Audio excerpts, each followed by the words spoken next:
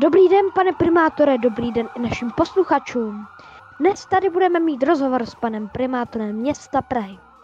Jako první bych se vás chtěl zeptat, pane primátore, jak byste chtěl pomoci Praze nadále a plánujete něco do budoucna?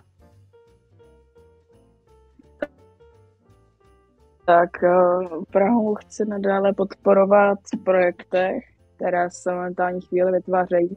A jako například budoucí primátor bych chtěl je dokončit.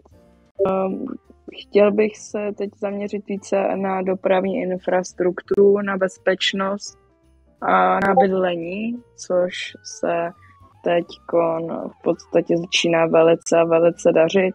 Přestože že celkem dobře funguje projekt Azylový dům, kde v podstatě ubytujeme ti, kteří zrovna nejsou v té situaci, aby si mohli dovolit nějaký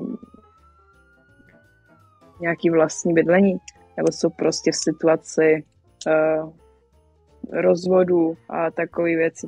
To je samozřejmě vypsaný přihláška, je potom řádně kontrolována, jestli tam jsou dostačující informace, ale teď v mých posledních pár týdnech bych chtěl dělat ještě nějaké městské akce. Je mi líto samozřejmě, že se toho moc nestihlo, těch městských akcí, protože jsem jich měl v plánu hodně, ale kvůli teroristickému útoku, kvůli prostě takovým velkým událostem se to nějak moc nestihlo a bylo tam něco důležitějšího na řešení. Každopádně bych se chtěl zaměřit na nějaký takovýhle věci a v podstatě teď nechci prozrazovat nějaký hlavní témy, takže to najdete potom v mých předvolebních plánech. Dobře, nadále bych se chtěl zeptat, jestli plánujete nějaké omezit kriminalitu v Praze?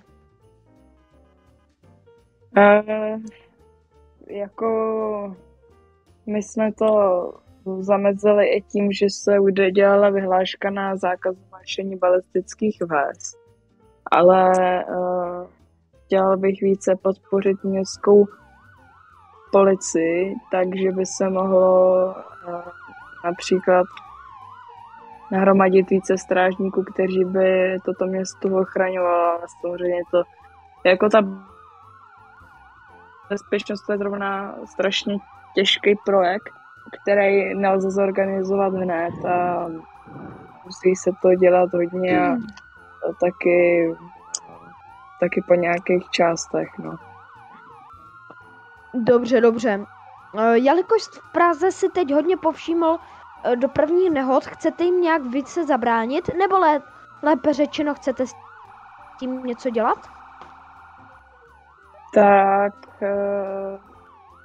chci, aby jako ty dopravní nehody za to buď může ten řidič, nebo co se přímo v té autonehodě stalo, ale záleží samozřejmě, my se snažíme tady udělat nějaké kroky, bychom tomu co nejvíce zabránili, ale ne vždycky to je prostě chyba, když tak řeknu města, ale chyba řidičů, no.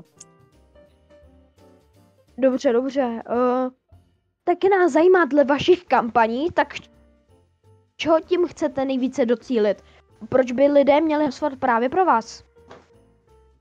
No, tak já myslím, že za tu moji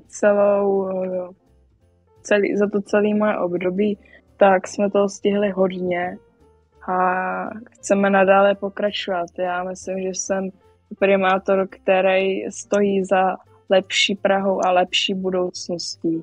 Mám plno plánů, které jsem bohužel v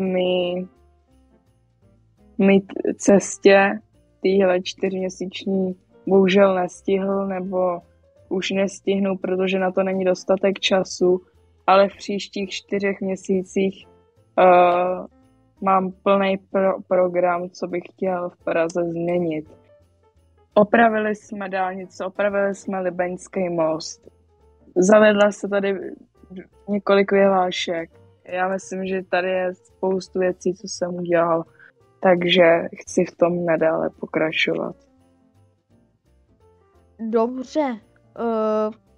Taky nás jsme zaznamenali hlavně včera ve večerních hodinách, že se po Praze pohyboval neznámý, ale agresivní bezdomovec. Tak co byste udělal, aby Praha byla vždycky v bezpečí?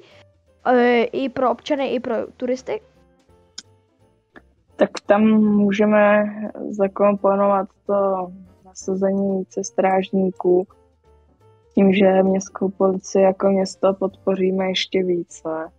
Ale pro takový lidi tam je v podstatě azylový dům, kde se o ně nějakým způsobem dokážou postarat, no. Dobře. O ty bezdomovce, no. Já se omlouvám. To je